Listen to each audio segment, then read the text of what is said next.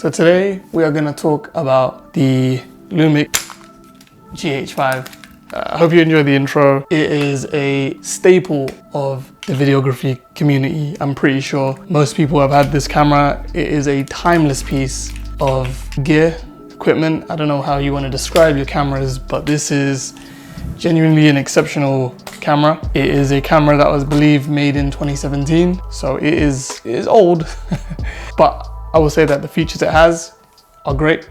It is a great camera. It is I'd say a filmmaker's camera.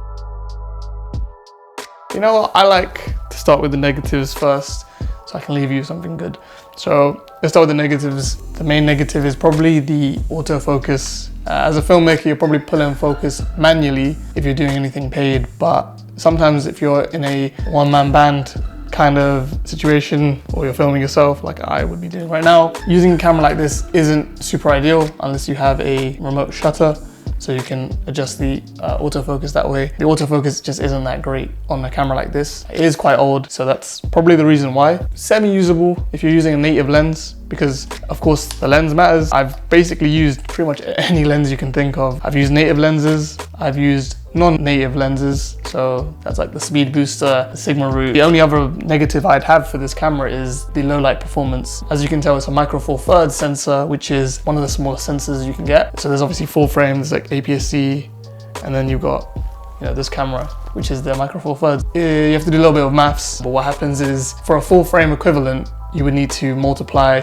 your focal length by like 2, and I believe your aperture also is multiplied by 2. So low light isn't amazing in terms of if you were to push the ISO? Is it ISO or is it ISO? I don't know. I have shot some low light footage, but you do need lighting. To be honest, you should be exposing, or you should have enough light to really record yourself. So the fact that the micro four thirds system doubles the focal length is actually could be seen as a positive, because you get really far shots, or you can get a really high focal length range if you would get a zoom. So the 45 to 150, which I've had, that is basically a 90 to 300 in full frame equivalent, which is crazy, because if you were to get something like that on a full frame, it's going to cost you a lot more and it's going to be a lot heavier. Another thing that is an issue is that with any vintage lens, the focal length is going to double, so you know, you're not really getting like the full experience with like a vintage lens.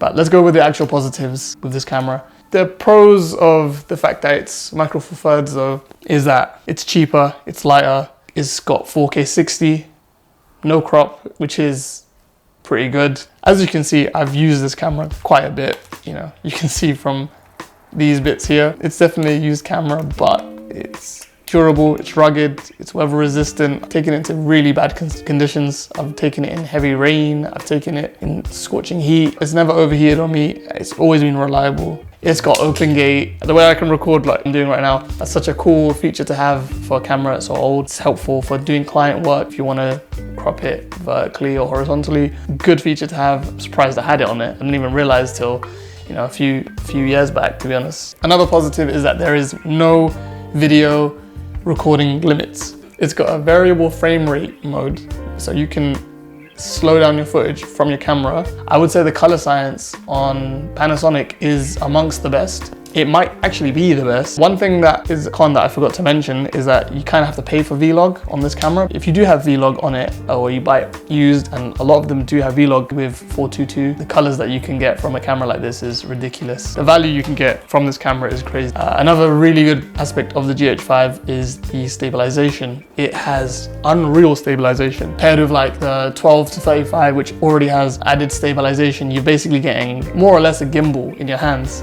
And it's quite lightweight. So that's definitely a setup that I would recommend if you like traveling. Dual memory card slots, pretty much anything you want. You can rig it up. That's one thing that you might want to do.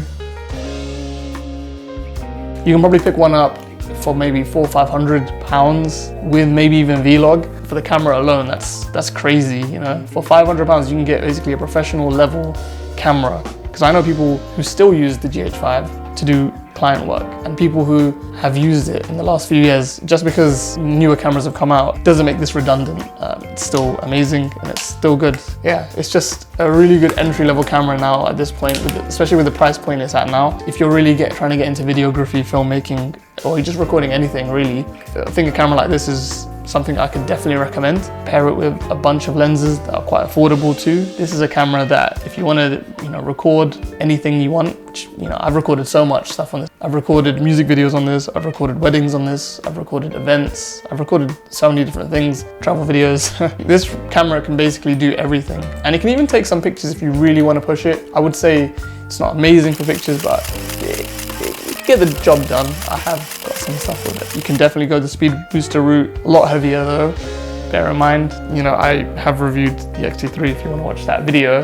Comparing this to the X-T3, this is more video, that one's more photo, but it can do some video. I would say that the pros for this is that if you're really getting into like actual video, then this is the camera you should get personally. Ooh. You shouldn't completely cross this off your list just because of autofocus. Maybe learn how to use manual focus. This is probably my first ever proper video camera. This is sort of what got me into filmmaking, what got me learning, that taught me that acquiring gear is something that I have to do. It's got a special place in my heart. Yeah, I think if you do give it a chance, I know we are a long ways away from its release date, but it's still good. My motto, if it was good back then, it's still good now.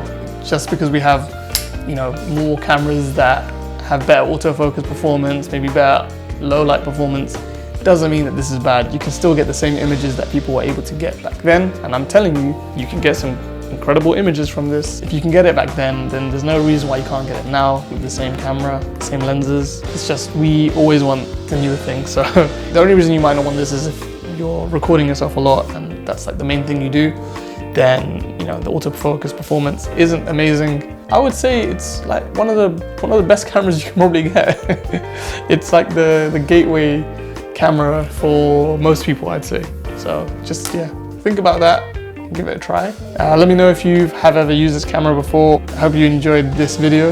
If you want me to do any more, let me know. If you like the video, make sure you like it. And make sure you subscribe for more.